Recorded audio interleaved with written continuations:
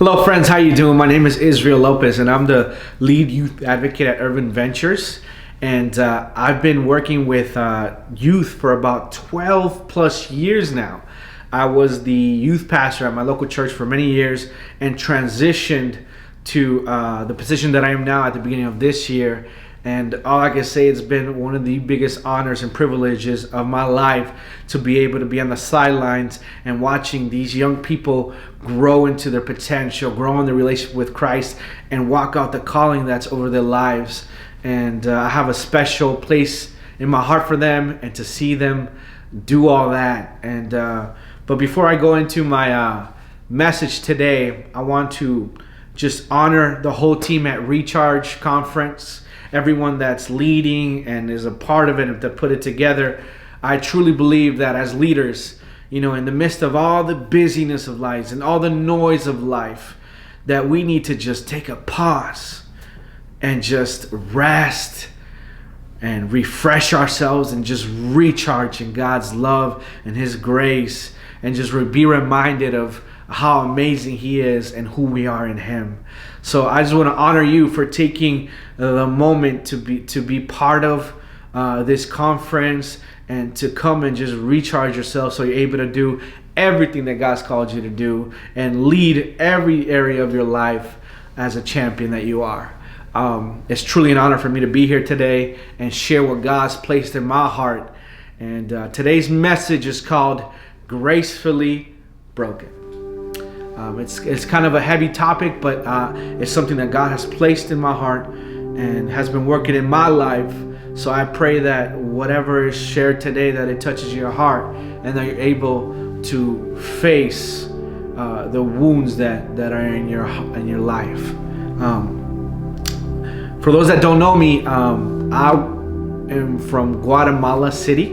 I was born there and came here when I was 10 months old. And then went back when I was 7 and came back when I was 10. So I mainly know America. I grew up here in Minnesota, and I love this state. I love the people here. I love the culture. But something about my culture in Guatemala, and actually a lot of Latino and Hispanic countries, a lot of my friends can back me up with this. Our mothers, for some reason, love to clean on Saturday mornings. After a busy week of work, they take their Saturdays and it's like a sacred thing for them to just focus and clean the whole house. Now, as soon as you hear the music going, you already know what time it is. You already know your mother's about to start the vacuum. She's gonna tell you to get up and that you need to clean. Now, for me, that was very hard because waking up every morning to go to school early, Saturday was our day to sleep in. And I'm not a morning person, so it was hard for me to comply with what she wanted me to do. But I would do it. And, we would deep clean the house. And it's just a thing. As soon as you heard that music, you already know what was coming. You had to get up and clean. But there was moments as I lived at my parents' place that I would get a call from my mom and she would say, "Hey, Israel, I'm having people over. You need to tidy up whatever mess you've made and clean because there are people coming over and I want it to look nice." So what would I do? I would rush. I couldn't do a deep clean like we would Saturdays. The only thing, because I didn't have that much time. So what would I do? I'd grab my clothes. I would shove them in the closet. I would put them under the bed, and I would just make sure everything looks nice and clean. But let me tell you, if they were to open that closet, they would see a mess. If they would look under the bed, they would see a mess. So I realized, okay, He showed this to me because I started to realize that I was doing that with Him spiritually, with my wounds and my brokenness and my pains, that I wasn't letting Him come into my life and really do a deep clean. And the reason why is because, friends, the reality is that the trauma that we've been through, that the pains that we've been through, that the thing that one person did to us, honestly, it hurts so much that instead of facing it and bringing it to God, we decide to just numb it and not even look at it. And that's what I was doing. There were certain things that I would bring to God, and I would say, God, can you deal with this? And he would try to touch the other areas, and I would be like, no, I would just let him tidy it up, but I wouldn't let him do a deep clean. And that's been my process for many years of me leading, that I wasn't letting God really in deep into my heart to really heal the wounds of my heart, because it hurt so much to even just touch them. And I just want to share a story with you today in the Bible that we all know. It's probably one of the most famous stories, David and Goliath. And we're going to start in 1 Samuel chapter 17, verse 4. Then Goliath, a Philistine champion from Gath, came out of the Philistine ranks to face the forces of Israel. He was over 9 feet tall. He wore a bronze helmet, and his bronze coat of mail weighed 125 pounds.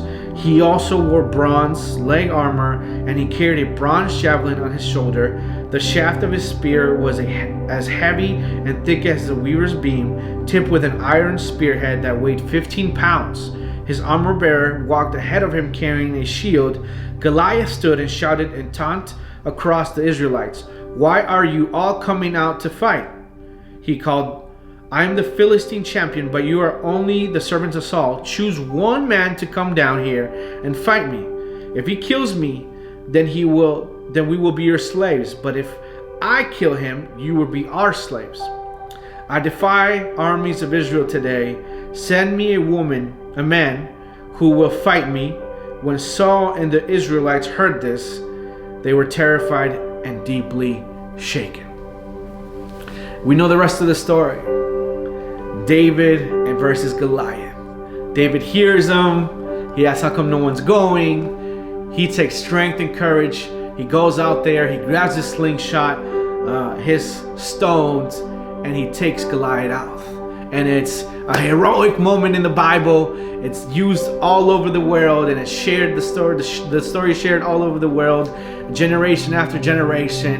David and Goliath, and what David did to Goliath, right? Because he was so small, and David was that big. But friends, what I realized, this story has been told to me many times, but I've never really noticed the Israelites, that they were on the sidelines just scared, and they were shaken. Why? Because no one can take away from Goliath how big he was. No one can take away from Goliath how strong he was, how scary he sounded, how much all his equipment, how big it was and how much it weighed. No one can take away from Goliath how big he was. And friends, what I realized in my life, that my giants felt the same way. Friends, I don't know what you've been through. I don't know who's hurt you. I don't know the amount of pain that you've gone through. But I just want to tell you today that it's okay to feel that way. That it's okay to be afraid. That it's okay to be the Israelite on the sidelines, shaken and scared. Because the reality is, friends, that the pain that you've gone through and that I've gone through, it really is that big. No one can take away how big that has affected our lives. No one can take away the feelings it brought to you, the nights of the sleepless nights, the depression, the anxiety, and everything that it's brought that has affected your life. No one can take that away.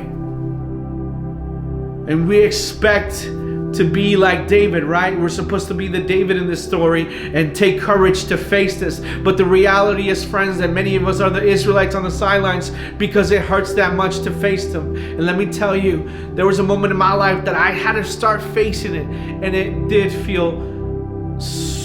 I felt so much pain facing it, because I was no longer numbing my pain. I was no longer putting it to the side. I started to face it. A couple years back, a friend of mine invited me to his house, and he told me that he was having a rough time. So he started to share with me a little bit of what he was going on. It wasn't anything major, but that led to him to venting about some deep stuff that he's gone. And that prompted me to share with him stuff that I've gone, my wounds and my pains. And I was honest with him of what I've been through. But the way that I told him versus the way he told me, You could hear the pain in his voice. But when I shared what I've been through, there wasn't any pain. It was just, because it was so numb in my heart, I just said it out loud. And this is what I told him. I told him that when I was young, I got sexually molested. And I justified the actions of these people. I was molested by more than one person. And for some reason, as a self-defense mechanism, I decided to justify their actions. Because we all know the saying, right? Hurt people hurt people. And we justify what people have done to us because of whatever it is that they've gone through. But friends, let me tell you that when we justify their actions, we're not facing it. And that's what I did. I started to justify what they did, and instead of facing it because of that justification, I started to numb it, and I put it away. And I would go to these retreats at my church, and I would go to altar calls, and I would spend time with God, and I wouldn't deal with these deep wounds that I've been through because I was numbing it, and I justified it, and I just put it away, not realizing that was the cause of me deciding to take out unhealthy outlets and making poor decisions in my life because there was this wound that I never faced and dealt with. Well, that night with my friend, as I saw his reaction to what I said, the way he reacted is that he was really concerned about me and that he was worried. And to me, that was a shock. I'm like, why are you reacting this way if I'm not? And then I realized, well, this is actually pretty big. And he started to poke a little bit more and more. And that night I started to face it. And as I started to face my wounds, friends, let me tell you, it was one of the hardest nights of my life. Because I was no longer rejecting the thoughts of what happened to me. I was no longer numbing it. I was no longer justifying it. So it became real. And as I faced it, it hurt so much. And I couldn't deny the weight of it. I couldn't deny how big it was and how strong it was. Just like how the Israelites couldn't deny how big Goliath was. And as I started to face my giant, friends, it was really hard for me.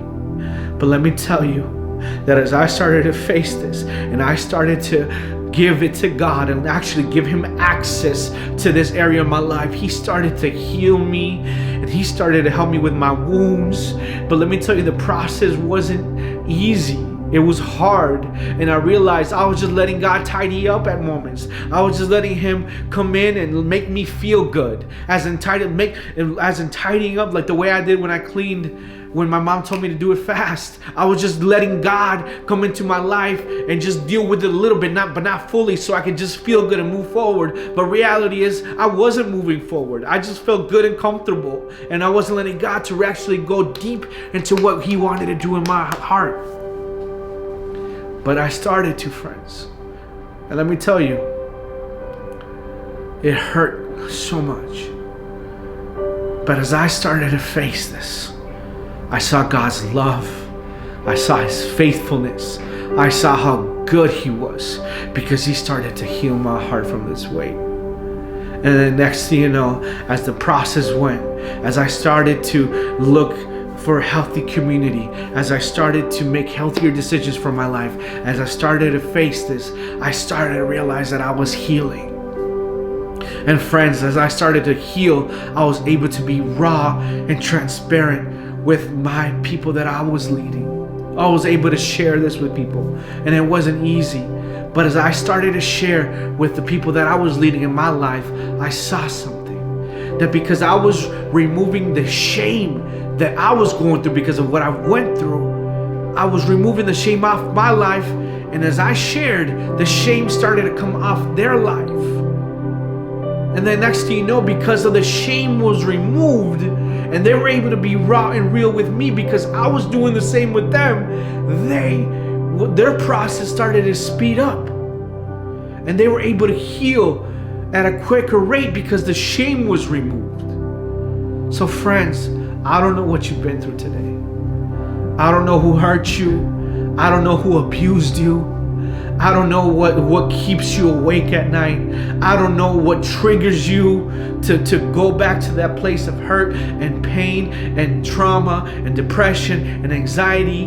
But all I can tell you, that if we actually start to face it, I know it's very scary. I know it can seem so overwhelming, but I'm telling you, as you start to face it, God's going to give you the courage and the strength to be able to overcome this like He did to me. And I promise you, it will be hard, but you can overcome this as you start moving forward.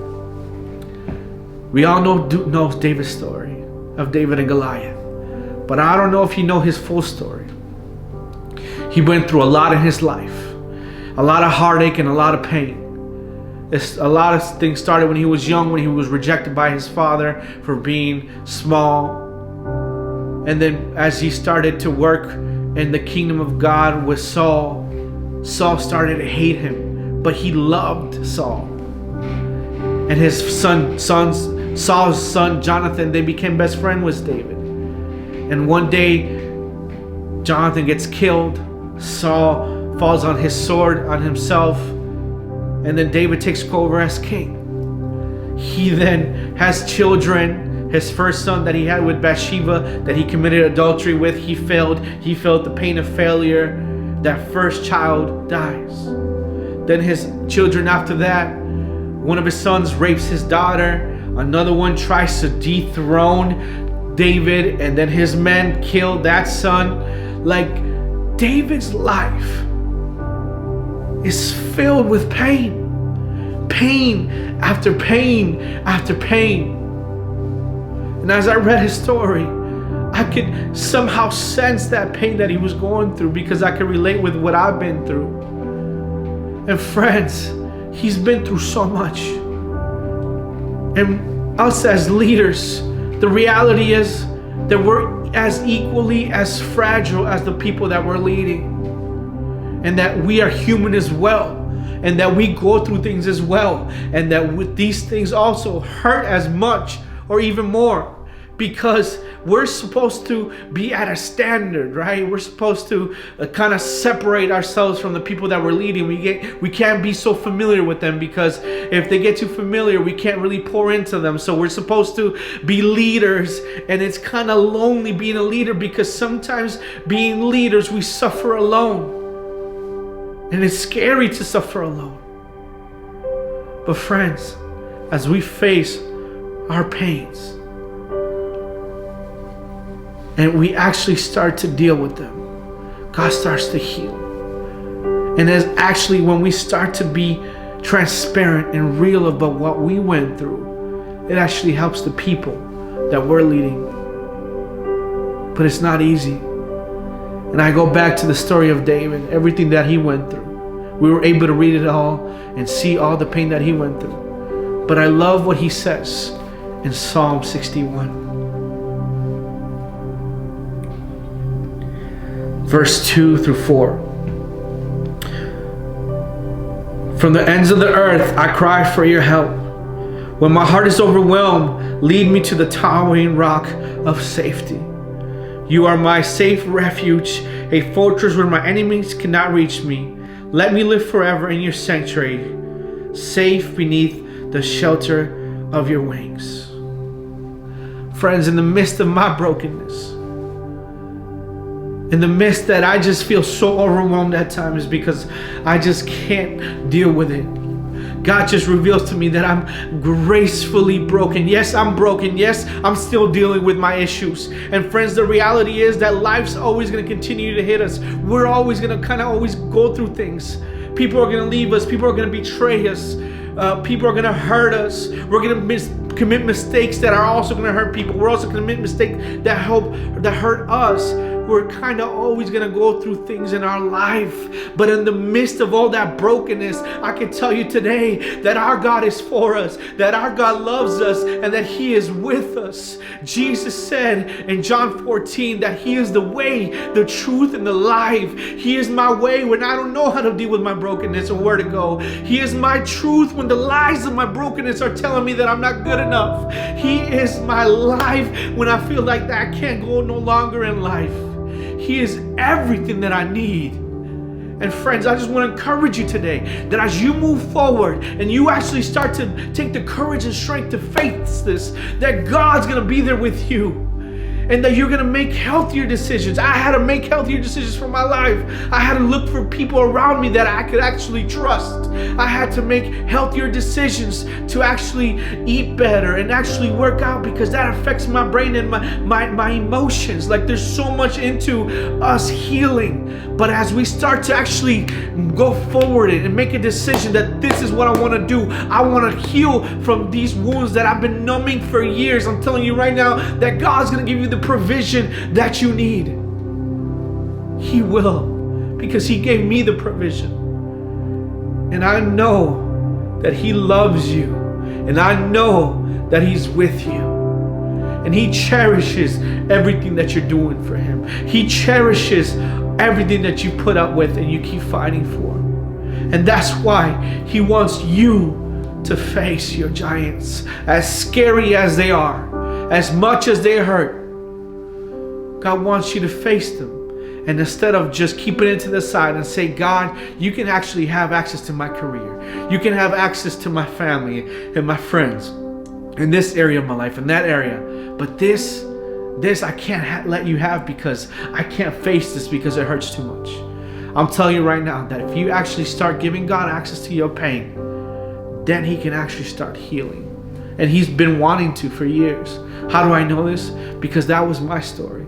For many years of doing ministry, I was in a lot of pain, and I codepended on people that I shouldn't have, because I thought that was going to help me heal. But the reality is, friends, that He's the only one that can sustain our soul. He's the only one that can actually heal our soul. Not our friends, not our family, not a career, nothing else. It's only Him and His love and His grace and His mercy as we rest and just recharge in Him. So that's my prayer for you today, that you start facing your giants and let God show you that you are gracefully broken. Broken, but we're not far from reach from receiving healing.